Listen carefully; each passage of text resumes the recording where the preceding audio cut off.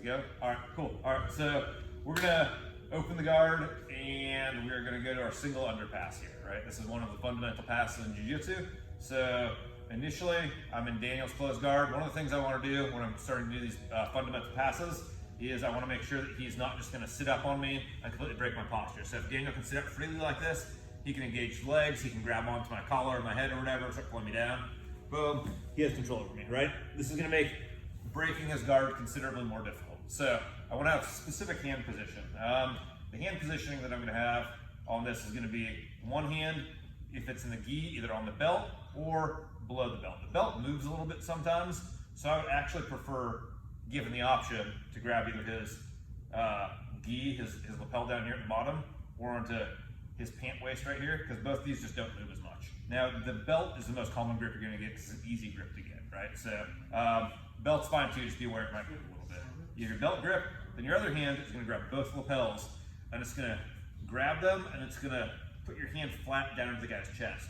So I'm not using my energy to just like pin Dan right here. What I'm doing is if Dan tries to sit up, I'm pushing him back down. So if I just pin him here, I'm gonna get tired, it's not gonna do anything to him. But if I keep this hand here and as he sits up, I push him back down, it's not that much energy by me, and it's super efficient at keeping him pinned down. So from this position here, hand on the belt, hand on the chest, the double lapel grip, what I'm gonna do is I'm gonna bring this knee back a little bit, and then I'm gonna step up with this knee right here, right? So we call this the Captain Mo position, because you got one leg straight up like this, one hand like this, just like Captain Morgan. All right, so from the Captain Mo position right here, we're not actually with this elbow on the knee, that's just what Captain Mo looks like. This hand is gonna stay right here, and we're gonna make sure that our leg is straight up and down right here. When the leg's straight up and down right here, we can get ourselves off to the side a little bit. Boom, this hand comes right here, comes straight, so I have good leverage, and I can push the leg straight down my leg, right? So this is how we're gonna open the guard. We're gonna go to Captain Mo, this leg straight up and down, I'm gonna come off to the side a little bit, this hand comes onto the knee, grab onto the pants, straighten it down. The most common mistake people make with this entire guard open and pass is they don't get all the way up and down here. They come to this position here where they just bring this leg forward and this leg is still folded in. When this leg's still folded in, this causes a problem because as you come here, even if I'm able to open Daniel's guard super easily, I'm pushing his leg into my own leg, but I want his leg on the mat, right? So it seems like a minor detail and it is a small detail, but it's a major small detail. So from right here, when I come up, if I need to shift my leg a little bit, that's fine, I'll bring it back a little bit. If not, I can leave it there. But I want to get myself to a position where this leg's up and this leg is straight up and down. When it's straight up and down, get my body shift, get my hand right over the knee, pin it down, right? So once the leg is down right here, I want to pin it with what you call an arm staple. So the arm staple is where my hand is above the leg and my elbow is below the leg. So I have a staple down right here, right? Like a staple. It's got two sides and it's got a top right there.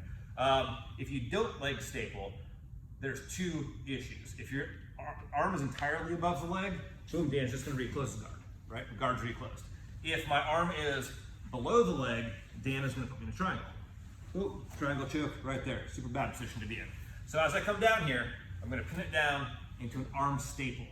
Once I'm here, I'm just gonna shift back a little bit, and there's gonna be space under this leg all the time. This arm is going to circle in right here. I'm gonna try to get the leg up onto my shoulder, and then I'm gonna drive his leg forward as I come up onto my feet. I put my hand across to his opposite shoulder here.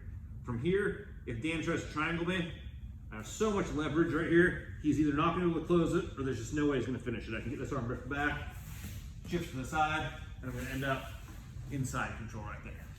So, back to that leg staple. We have the leg staple, hand above, elbow below. From right here, we move ourselves back a little bit. There's gonna be a pocket of space. This arm swims inside. We get it high on our shoulder, and then we start to shift our weight forward as our hand comes to the opposite shoulder. Right here, pressure, pressure, shrug it off. Right here, and we're in side control. So one more time all the way through. A closed guard, hand on the belt, or if you get the better grip on the lapel down here.